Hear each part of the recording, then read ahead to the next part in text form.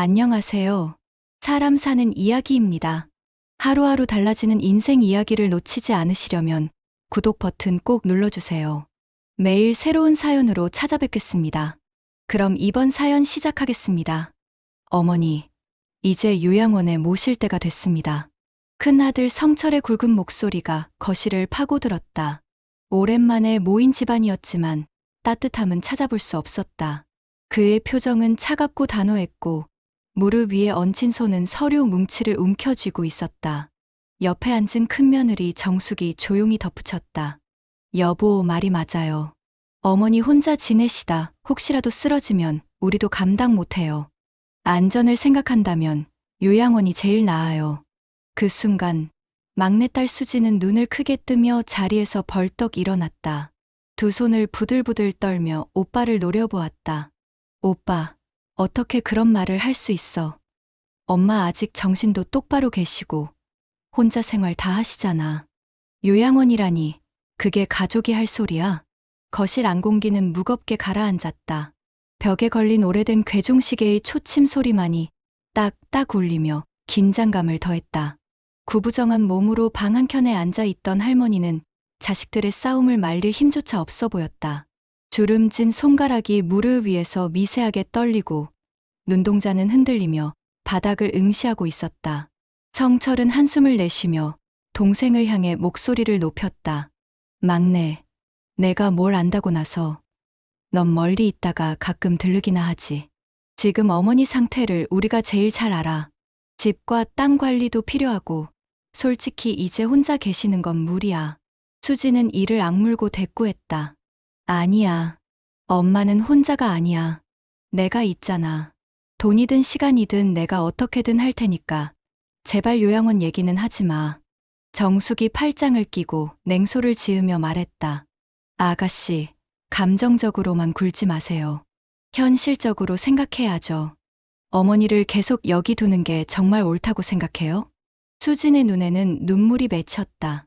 목소리는 떨렸지만 분노가 섞여 있었다. 새언니, 엄마는 짐이 아니에요. 돈으로만 재지 말아요. 엄마는 우리 모두에게 아직 살아있는 따뜻한 마음 그 자체라고요. 정숙은 고개를 돌려 피식 웃으며 한마디를 던졌다. 그럼 아가씨가 평생 책임질 건가요? 그 말은 수진의 가슴을 찌르듯 파고들었다. 순간 숨이 막히고 눈앞이 아득해졌다. 그녀는 입술을 깨물며 눈물을 삼켰다. 방 안은 숨조차 무겁게 내쉬기 힘든 정적 속에 잠겼다. 창밖에서는 겨울바람이 기와를 스치며 휘몰아쳤다. 거실에 모인 가족들의 얼굴은 서로를 향한 불신과 욕망으로 가득 차 있었고 오직 할머니만이 조용히 눈을 감은 채 흔들리는 마음을 붙잡으려 애썼다. 누구도 웃지 않았고 누구도 양보하지 않았다. 갈라진 목소리와 굳어버린 표정만이 오래된 집 안에 서늘하게 맴돌았다. 길가에 버려진 듯 웅크리고 있던 고양이는 온몸이 흙투성이었고 왼쪽 다리는 피범벅이 되어 있었다. 바람이 매섭게 부는 초겨울 저녁, 할머니는 장바구니를 들고 오던 길에 그 작은 생명을 발견했다. 움찔거리며 몸을 웅크린 고양이는 힘겹게 눈을 뜨고 할머니를 바라봤다. 할머니는 주저하지 않았다. 구부정한 허리로 조심스레 고양이를 안아 올리며 흐느끼듯 중얼거렸다. 아이고, 이 어린 게 누가 이렇게 만들었노. 그날 밤 할머니는 촛불 같은 전등 불빛 아래에서 고양이의 상처를 닦아냈다. 피가 마르지 않아 천이 붉게 물들었고 할머니의 손등에도 붉은 자국이 번졌다. 결국 동네 동물병원에 들러 소독약과 연고를 받아와 직접 다리에 발라주며 하루에도 몇 번씩 상처를 살폈다. 작은 솥에 죽을 끓여 고양이 앞에 내놓자 고양이는 처음엔 겁먹은 듯 물러서더니 이내 허겁지겁 먹기 시작했다. 할머니는 그 모습을 바라보며 잔잔한 미소를 지었다. 그래, 살아야지. 살아야 보온도 하고 또 길도 찾는 거다. 며칠 후 마을 사람들이 소문을 듣고 하나둘 찾아와 불만을 터뜨렸다. 우물가에서 빨래를 하던 박씨 아주머니는 팔을 걷어붙이며 말했다. 할머니, 고양이 밥 주면 동네에 죄다 몰려들어요. 밤마다 울고 싸움질하고 잠도 못 자게 만든다고요. 마을 이장은 심각한 얼굴로 덧붙였다. 김 노인네, 쓸데없는 짓 하지 마시오. 지금도 집안 문제로 시끄럽다던디 저 고양이까지 들이면 더 골칫거리 되지 않겠소. 그러나 할머니는 고양이를 아는 채 고개를 저었다. 이 아이도 목숨이 있는 생명인데 어찌 그냥 두겠소. 누가 뭐래도 밥은 챙겨줘야지. 사람들의 눈빛에는 답답함과 짜증이 섞여 있었지만 할머니의 고집은 꺾이지 않았다. 매일 새벽이면 마당 한켠에 밥그릇이 놓였고 그릇은 금세 비워졌다. 고양이는 상처가 조금씩 아물어가며 할머니 곁을 맴돌기 시작했다. 며느리 정숙이 집을 들렀을 때도 불편한 기색을 숨기지 않았다. 정숙은 마루에 앉아 담담하게 말했다. 어머니, 이런 건 그만하세요. 고양이한테 정을 주면 나중에 더 고생해요. 할머니는 고양이의 등을 쓰다듬으며 대꾸했다. 은혜는 반드시 돌아오는 법이다. 사람도 짐승도 다르지 않다. 정숙은 못마땅한 눈길로 마당을 바라보다가 혀를 차며 일어나 방으로 들어갔다. 그날 밤, 바람은 더욱 거세졌지만 고양이는 기어이 마당으로 돌아왔다. 절뚝이던 발걸음은 한결 나아져 있었고 눈빛도 맑아져 있었다. 할머니가 작은 솥에 덜어낸 따끈한 죽을 내려놓자 고양이는 가만히 할머니를 바라보다가 고개를 끄덕이듯 움직였다. 그 눈빛은 말이 없었지만 분명한 무언가를 담고 있었다. 마치 은혜를 기억한다는 듯 깊고 오래된 약속 같았다. 바람이 잦아든 늦은 오후, 마당 한켠에서 흙먼지가 흩날렸다. 고양이가 앞발로 땅을 파헤치며 작은 구멍을 만들어내고 있었다. 절뚝이던 다리는 여전히 완전히 낫지 않았지만 그 발톱에는 놀라운 힘이 실려 있었다. 땅속에서 딱딱한 무언가가 긁히는 소리가 나자 할머니는 호미를 들고 다가섰다. 얘야, 거기 뭐가 있니? 구부정한 허리로 몸을 낮추자 고양이는 마치 주인을 불러낸 듯 눈을 반짝이며 뒤로 물러났다. 할머니의 시선이 닿은 자리에는 반쯤 흙에 묻힌 작은 항아리의 뚜껑이 보였다. 할머니는 두 손으로 흙을 파내며 숨을 몰아쉬었다. 뚜껑을 열자 안에는 오래된 동전 몇 잎과 함께 누렇게 바랜 종이가 고이 접혀 들어 있었다. 종이를 집어든 순간 오래된 향냄새와 함께 먼지가 흩날렸다. 이게 뭔 글씨고. 할머니는 떨리는 손으로 종이를 펼쳐 읽었다. 글씨는 희미했지만 또렷하게 남아 있었다. 이 문서를 발견한 사람은 아마도 나의 자손일 것이다. 그 순간 옆방에서 소리를 듣고 막내딸 수진이 달려왔다. 그녀는 항아리를 들여다보다가 눈이 동그래졌다. 엄마, 이게 뭐예요? 누가 이런 걸 묻어둔 거예요? 할머니는 천천히 고개를 저으며 숨을 고르듯 말했다. 아마도 조상님이 남기신 거겠지. 우리 후손이 언젠가 찾을 거라 믿으셨던 거다. 수지는 종이를 받아들고 한참 동안 글자를 바라보다가 고양이를 돌아봤다. 그 눈빛에는 놀라움과 경이로움이 동시에 담겨 있었다. 이 고양이가 이걸 찾게 해준 거예요? 그냥 우연일까요? 할머니는 말없이 고양이의 머리를 쓰다듬었다. 고양이는 두 눈을 가늘게 감으며 가만히 울음을 내뱉었다. 마치 대답이라도 하듯. 그러나 그날 저녁 큰아들 성철이 집으로 들어서자 공기는 달라졌다. 항아리를 본 순간 그의 눈빛은 번뜩이며 욕심으로 물들었다. 이게 뭐요? 이런 게 왜 여기에? 수지는 항아리를 움켜쥐며 뒤로 물러섰다. 오빠, 함부로 만지지 마. 엄마가 발견한 거야. 성철은 비웃듯 코웃음을 쳤다. 너 세상 물정을 몰라서 그래. 이건 큰 재산의 증거야. 어머니가 지금 이걸 관리하실 수 있겠니? 결국 내가 나서야 하는 거야. 정숙도 팔짱을 낀 채 곁에서 끼어들었다. 맞아요. 아가씨, 이런 건 아무한테나 맡길 수 있는 게 아니죠. 우리가 책임지고 관리해야 해요. 수지는 얼굴이 벌겋게 달아오르며 울분을 터뜨렸다. 세례 언니, 오빠 이건 엄마 조상님이 남기신 거예요. 엄마가 지켜야 할 거라고요. 어떻게 이렇게 욕심만 내요? 하지만 성철의 눈은 이미 탐욕으로 불타 있었다. 밤이 깊어가자 마을 이웃들까지 소문을 듣고 찾아왔다. 담 너머로 기웃거리던 이웃이 말했다. 김 노인네, 그 항아리 우리 조상 건지도 몰라요. 혼자 차지할 순 없지 않소?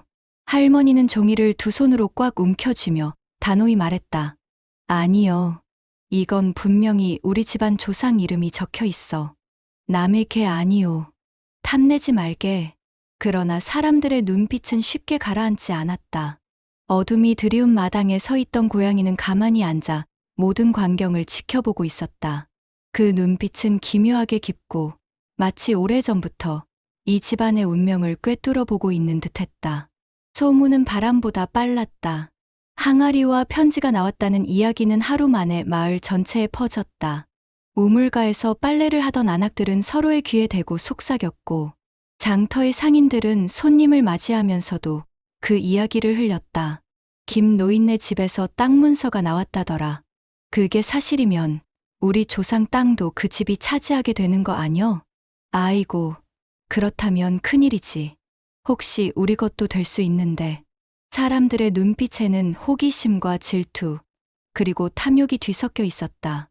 저녁 무렵, 결국 마을 어른들과 이웃들이 할머니 집 마당에 모여들었다. 누구는 호미를 쥔 채 서 있었고, 누구는 손에 족보를 들고 흔들었다. 분위기는 점점 술렁였다. 앞줄에 선 박씨 아주머니가 손가락을 치켜 세우며 말했다. 할머니, 그 문서 우리 쪽 조상 이름일지도 모르잖아요. 괜히 혼자 챙기려는 거 아니에요? 뒤에서 이웃 최 씨가 맞장구 쳤다. 맞아. 이런 건 마을 전체가 확인해야 하는 법이지. 혼자 꿀꺽하려다간 원망사요. 할머니는 주름진 손으로 종이를 꼭 쥔 채 고개를 저었다. 이건 분명히 우리 집안 조상 이름이 적혀 있다. 남의 개 아니다. 괜히 욕심 부리지 말게. 하지만 말은 쉽게 가라앉지 않았다. 사람들은 입술을 실룩이며 서로의 얼굴을 훔쳐봤다. 마치 한 점이라도 차지하려는 기색이 역력했다. 결국 이장은 족보를 들고 나와 사람들을 모아 앉혔다. 오래된 종이와 항아리 속 편지를 나란히 펼쳐놓고 글자를 하나하나 대조하기 시작했다. 주변은 숨소리조차 죽일 만큼 고요해졌다. 마침내 이장이 고개를 들어 중얼거렸다. 여기 적힌 이름, 틀림없네. 김씨 집안, 할머니 남편 쪽 조상 이름이요. 다른 집안하고는 상관없소. 순간 여기저기서 탄식이 터져 나왔다. 허참, 우리 것도 될 줄 알았더니 김 노인네 집안게 맞네. 사람들은 허탈한 표정으로 하나둘 물러섰다. 그러나 그 눈빛 속에는 여전히 아쉬움과 질투가 스며 있었다. 마을을 가득 채웠던 소란은 조금씩 잦아들었지만 그 대신 집안 내부의 공기는 더욱 무겁게 가라앉았다. 큰아들 성철은 종이를 집어들고 뚫어져라 바라보았다. 눈동자에는 번쩍이는 욕심이 감춰지지 않았다. 그는 조용히 입술을 깨물더니 곁에 있는 아내 정숙에게 눈빛을 보냈다.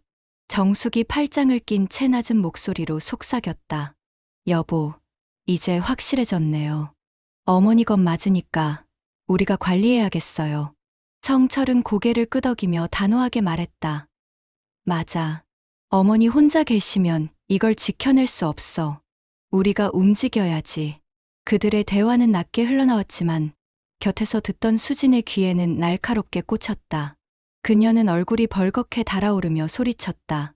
오빠, 새언니, 엄마가 멀쩡히 살아계시고 정신도 또렷하시잖아. 왜 벌써부터 재산 얘기만 하는 거야? 성철은 싸늘한 눈빛으로 동생을 노려보았다.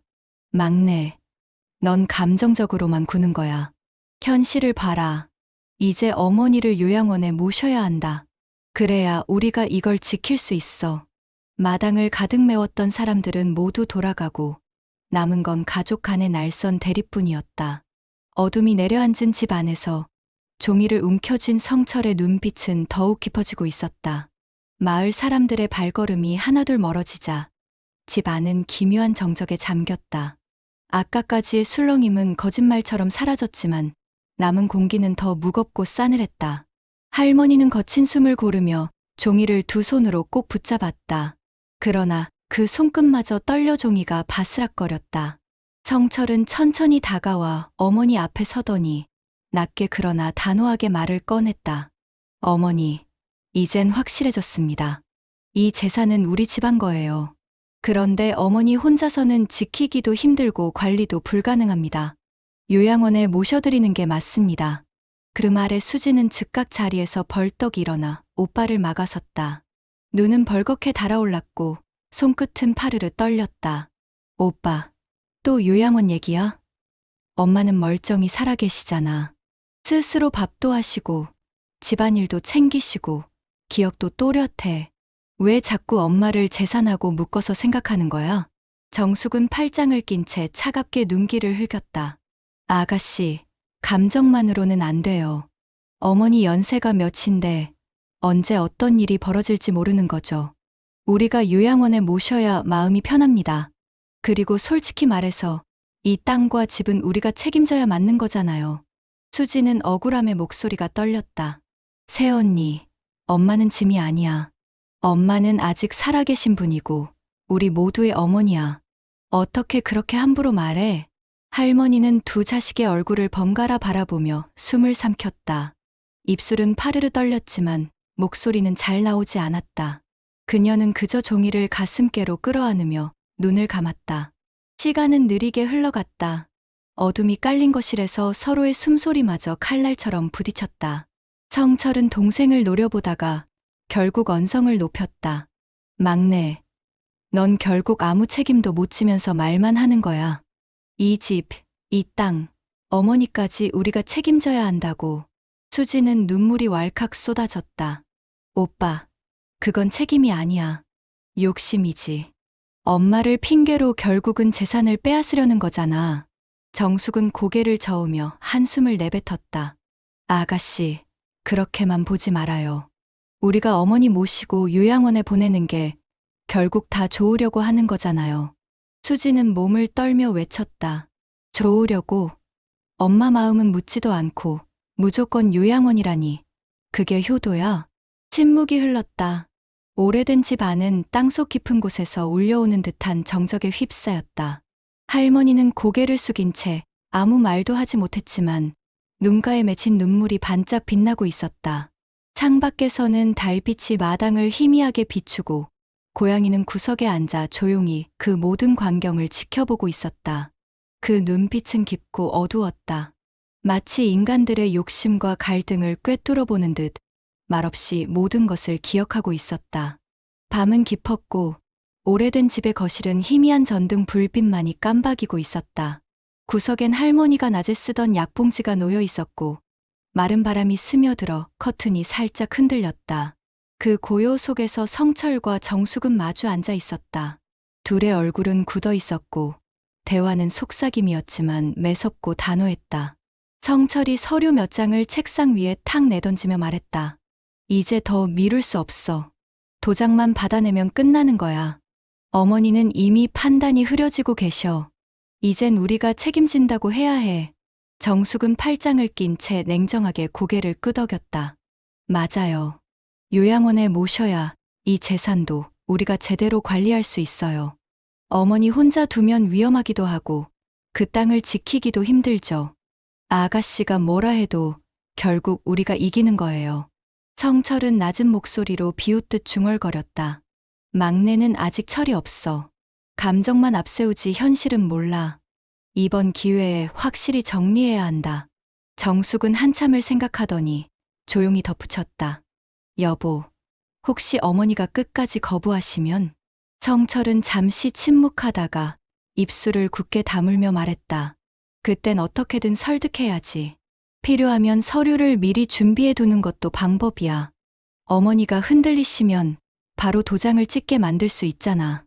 정숙은 그 말에 눈빛이 흔들리더니 이내 매서워졌다. 우리가 이 집을 물려받아야 하는 건 당연한 거예요. 수진이한테까지 돌아가게 할 순 없죠. 애초에 아가씨는 가족 부양 책임도 없었잖아요. 성철은 낮게 웃었다. 맞아. 결국은 다 내 몫이지. 내가 장남이고 내가 이 집안 지켜온 거니까. 조용한 거실. 두 사람의 목소리는 낮았지만 칼날처럼 날카로웠다. 테이블 위에는 얇은 종이들이 흩어져 있었고 도장 모양이 그려진 서류가 스치듯 보였다. 방 안의 공기는 숨조차 무겁게 내쉬기 어려울 만큼 짙어졌다. 벽에 걸린 오래된 액자 속 사진 속에서 할머니 남편의 젊은 시절 모습이 희미하게 그들을 내려다보고 있었다. 그러나 성철과 정숙의 눈빛에는 더 이상 가족에 대한 애정이나 존중은 남아있지 않았다. 오직 탐욕과 집착만이 번지고 있었다. 그 시간 방 안구석에는 작은 붉은 불빛 하나가 은은히 깜박이고 있었다. 아무도 신경 쓰지 않는 그 불빛은 어두운 공간을 조용히 밝히며 마치 말없이 진실을 기억하는 듯 잔잔히 흔들리고 있었다. 겨울 아침, 마당에는 싸늘한 공기가 내려앉아 있었다. 앙상한 나뭇가지 사이로 바람이 스치며 삭막한 소리를 냈다. 오래된 기와집 앞에서 성철과 정숙은 굳은 얼굴로 짐을 챙기고 있었다. 옆에는 낡은 여행 가방이 놓여 있었고 안에는 할머니의 옷가지가 마구 접혀 들어 있었다. 막내딸 수진이 뛰쳐나오며 소리를 질렀다. 오빠, 새언니, 이게 뭐예요? 엄마 짐을 왜 싸요? 성철은 굳은 표정으로 동생을 향해 돌아섰다. 막내야, 더 이상 미룰 수 없어. 오늘 요양원에 모셔야 한다. 수지는 얼굴이 하얗게 질리며 가방을 붙잡았다. 안 돼. 엄마는 멀쩡히 계시잖아. 왜 억지로 보내려고 해? 정숙은 차갑게 눈을 흘기며 말했다. 아가씨, 그만 좀 하세요. 어머니 연세 생각해요. 언제 무슨 일이 생길지 모르는데 우리가 이렇게 결정하는 게 맞아요. 괜히 감정적으로 굴지 말아요. 수지는 울먹이며 소리쳤다. 새언니, 그게 효도예요? 엄마를 강제로 끌고 가는 게 자식이 할 짓이냐고요? 문간에서 모든 소란을 지켜보던 할머니는 말없이 가만히 서 있었다. 손은 떨렸고 눈빛은 불안하게 흔들렸다. 그러나 그녀의 입에서는 어떤 말도 나오지 않았다. 자식들의 목소리에 눌려버린 듯 오래된 그림자처럼 서 있었다. 성철은 결국 할머니의 팔을 붙잡았다. 어머니, 가시죠. 요양원에 가시면 더 편해요. 우리가 다 알아서 할 테니 걱정 마세요. 할머니는 저항하지 못한 채 힘없이 끌려나갔다. 눈가에는 억눌린 눈물이 번져 있었지만 목소리는 나오지 않았다. 수지는 발버둥치듯 오빠의 팔을 잡아당기며 애원했다. 오빠, 제발 그러지 마. 엄마는 원치 않으셔. 왜 이렇게까지 해? 성철은 동생을 밀치듯 손을 뿌리치고 냉정하게 말했다. 막내, 넌 그만해라. 이건 우리 집을 위해서 필요한 거야. 정숙은 이미 대문 앞에서 할머니의 작은 가방을 챙겨 들고 있었다. 그 얼굴에는 미묘한 승리감이 떠올라 있었다. 마당 한켠, 고양이가 낯선 광경을 바라보고 있었다. 눈동자는 유난히 깊었고 꼬리는 천천히 바닥을 스쳤다. 고양이는 마치 모든 것을 이해하는 듯 소리 없이 울음을 내뱉었다. 수지는 결국 무릎을 꿇고 울음을 터뜨렸다. 눈물은 차가운 흙바닥에 떨어져 번져갔다. 엄마 미안해요. 내가 지켜드리지 못해서. 멀어져가는 발걸음 소리, 삐걱이는 대문, 그리고 텅 빈 마당에 남은 건 절망에 빠진 막내와 고양이뿐이었다. 집은 고요했다. 사람들의 발걸음이 모두 사라지고 대문이 삐걱 소리를 내며 닫힌 뒤로는 더 이상 아무 기척도 없었다. 거실 한가운데 수지는 무릎을 꿇은 채 머리를 감싸쥐고 울고 있었다. 방금 전 어머니가 끌려나가던 모습이 눈앞에 선명하게 떠올라 가슴을 찢듯 괴롭혔다. 엄마, 내가 지켜드리지 못했어. 그녀의 목소리는 허공을 맴돌 뿐 대답해 줄 이는 아무도 없었다. 벽에 걸린 시계 초침 소리만이 딱 울려 퍼지며 무거운 시간을 밀어갔다. 그때였다. 열린 방문 사이로 그림자가 스르륵 들어왔다. 수지는 고개를 들었다. 고양이가 조용히 거실로 걸어 들어오고 있었다. 두 눈은 어둠 속에서도 은빛으로 빛났고 꼬리는 천천히 흔들리며 바닥을 스쳤다. 고양이는 마치 위로하듯 수진 앞에 멈춰 섰다. 그리고 잠시 그녀를 똑바로 바라보다가 입에 물고 온 무언가를 툭 하고 바닥에 떨어뜨렸다. 수지는 놀라 눈을 크게 떴다. 바닥에는 낡은 전선이 질질 끌려 있었고 그 끝에는 작은 검은색 장치가 달려 있었다. 그것은 다름 아닌 홈캠 본체였다. 이게 왜 여기에? 수지는 떨리는 손으로 홈캠을 집어들었다. 본체는 먼지가 묻어 있었지만 여전히 작동할 듯 미세하게 불빛이 깜박였다.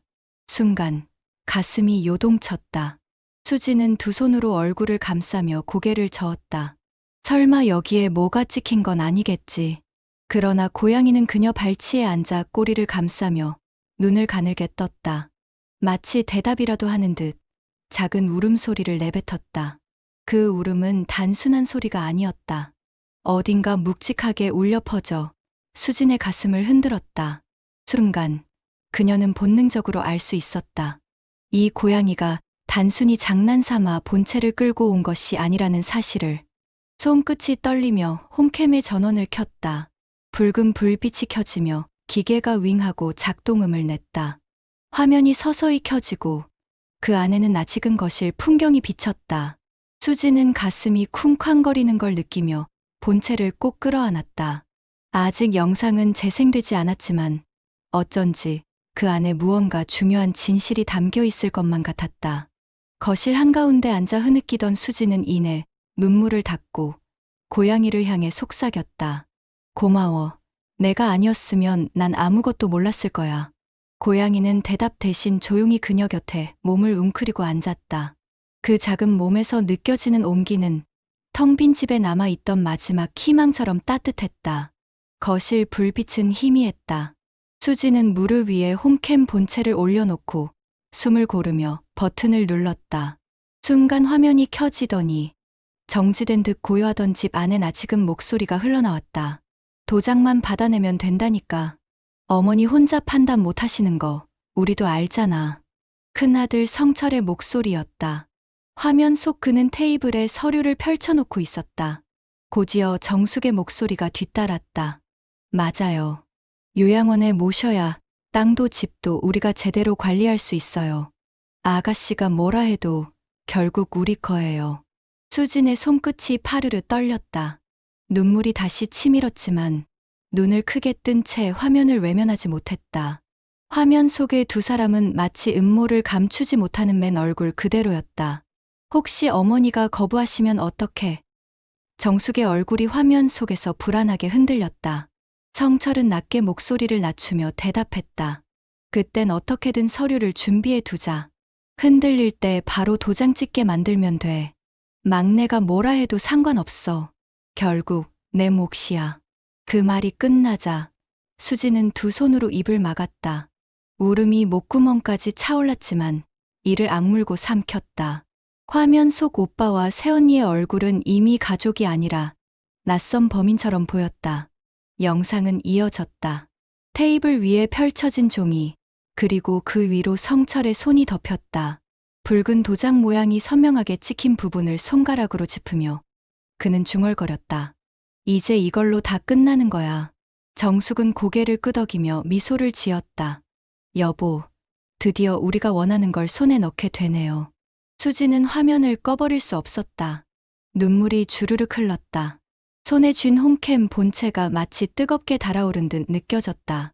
가슴은 쿵쾅거리고 온몸이 떨렸다. 엄마 말이 맞았어. 은혜는 반드시 돌아오는 거야. 이 고양이가 우리 집을 살린 거야. 그녀의 목소리는 떨렸지만 그 안에는 더 이상 두려움만 있는 게 아니었다. 눈물 속에서도 분노와 결의가 어른거렸다. 고양이는 곁에 앉아 조용히 꼬리를 감고 있었다. 수지는 본체를 두 손으로 꼭 쥐고 고양이를 바라봤다. 너 아니었으면 난 이 진실을 몰랐을 거야. 이제 내가 해야지. 엄마도 우리 집도 반드시 지켜낼 거야. 작은 고양이는 대답 대신 낮게 울음소리를 냈다. 거실에 울려 퍼진 그 소리는 마치 오래전부터 약속된 신호처럼 수진의 귀에 스며들었다. 며칠 뒤 수진은 떨리는 손으로 USB를 들고 경찰서를 찾았다. 경찰은 영상 파일을 확인한 뒤 굳은 표정으로 메모를 적어 내려갔다. 화면 속에 담긴 성철과 정숙의 목소리는 너무도 선명했고 도장을 강제로 받아내려는 대화는 그대로 범죄의 그림자를 드러내고 있었다. 강요와 사기 미수, 그리고 노인학대 혐의가 충분히 성립됩니다. 경찰의 짧은 말에 수지는 눈물이 왈칵 쏟아졌다. 수사는 빠르게 진행되었다. 성철의 집에서는 위조하려다만 서류 조각이 발견되었고 요양원 예약 내역과 관련 통화 기록까지 드러났다. 정숙의 휴대전화에서는 막내가 방해하면 어떻게든 밀어붙이자라는 문자까지 나왔다.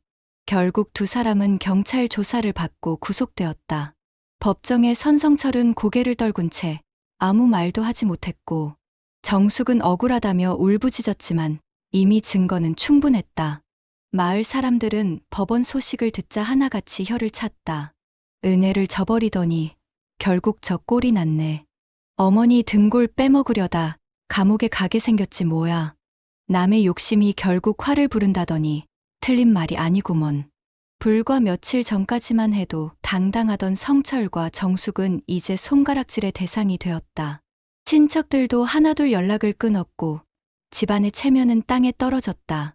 그 사이 요양원에 있던 할머니는 결국 풀려나 집으로 돌아왔다. 수지는 마당 앞에서 어머니를 부둥켜 안았다. 엄마, 이제 안전해요. 절대 다시는 그런 일 없을 거예요. 할머니는 눈물이 그렁그렁 맺힌 채 막내딸의 뺨을 쓰다듬었다. 막내야, 내가 아니었으면 난 이미 버려졌을 게다. 고맙다. 고양이는 그 옆에서 조용히 울음을 내며 발을 비볐다. 할머니는 고양이의 머리를 쓰다듬으며 미소를 지었다. 얘야, 내 덕분에 우리가 다시 모였구나. 너는 떠돌이가 아니었어. 우리 집을 지켜준 은혜의 사자였다. 법원 판결은 명확했다. 성철은 강요죄, 사기 미수, 노인학대 혐의로 징역형을 선고받았고 정숙도 공범으로 함께 처벌을 받았다. 출소 이후에도 두 사람은 사회에서 외면당했고 친척과 이웃 누구도 그들을 받아주지 않았다. 결국 그들은 도시 변두리에서 남루한 생활을 이어가며 과거의 욕심이 어떤 결과를 불러왔는지 뼈저리게 느껴야 했다. 한편 집 마당에는 예전처럼 작은 밥그릇이 놓여 있었다. 고양이는 그 앞에서 조용히 앉아 있었다. 달빛이 마당을 비추고 바람이 스쳐가는 가운데 두 사람과 한 마리의 고양이는 다시 따뜻한 일상을 되찾았다. 봄이 다시 찾아왔다. 긴 겨울을 견뎌낸 마당에는 작은 풀잎이 고개를 내밀었고 햇살은 유난히 따뜻하게 내려앉았다. 할머니는 대문 앞 나무 의자에 앉아 있었다. 손에는 오래된 바느질 바구니가 있었고 그 옆에는 수진이 가져온 따끈한 차가 김을 올리고 있었다. 고양이는 의자 발치에 몸을 동그랗게 말고 누워 있었다. 햇살에 비친 그 털빛은 황금빛처럼 반짝였고 조용히 들려오는 숨소리는 마치 이 집을 지키는 수호자의 호흡 같았다. 할머니는 조용히 고개를 돌려 막내딸을 바라봤다. 막내야, 내가 있어 다행이다. 나이 들어보니 결국 가진 게 다 무슨 소용이냐 싶구나. 내 곁에 내가 있고 또 저 아이가 있으니 그걸로 충분하다.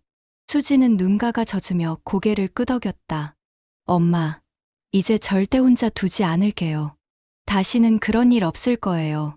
바람이 불어 작은 풀잎이 흔들렸고 고양이는 고개를 들어 멀리 하늘을 바라보았다. 그 눈빛은 이상하리만치 깊고 어딘가 오래전 기억을 품은 듯 고요했다. 할머니는 그 눈빛을 보며 문득 미소를 지었다. 내 아버지도 아마 저 눈빛 속에 함께 계신 거겠지. 고양이는 마치 대답이라도 하듯 짧게 울음을 냈다. 그 소리는 따뜻하게 번져나가며 긴 고통과 갈등의 흔적을 덮어주는 위로처럼 울려 퍼졌다. 마당에는 다시 평화가 깃들었다. 욕심에 눈이 먼 자식들은 스스로 무너졌고 남은 이들은 서로를 의지하며 하루를 살아갔다. 할머니는 고양이에게 밥을 챙겨주며 중얼거렸다. 은혜는 반드시 돌아오는 법이지 사람이든 작은 짐승이든 그 진심은 결국 보답을 받는 게야. 수지는 그 말을 가슴 깊이 새겼다. 그녀는 앞으로 어떤 어려움이 닥치더라도 그날의 고양이를 떠올리며 다시 일어설 수 있으리라는 걸 알았다. 달빛이 내려앉는 저녁이면 이 집 마당은 언제나 고요했지만 더 이상 텅 빈 공간이 아니었다. 그곳에는 가족의 온기와 한 마리 고양이가 남긴 보은의 이야기가 숨쉬고 있었다. 탐욕과 거짓은 결국 스스로를 무너뜨리지만 작은 선행과 진심은 예기치 못한 순간 가장 큰 힘이 되어 돌아옵니다. 여러분이라면 오늘 곁에 있는 누군가에게 어떤 작은 선행을 베풀고 싶으신가요? 그 보답은 생각보다 더 큰 울림이 되어 돌아올지 모릅니다. 혹시 지금 외롭거나 힘든 시간을 보내고 계신 분들도 결국 진심은 전해지고 보답받는 날이 올 거예요. 이 이야기가 작은 위로가 되길 바랍니다.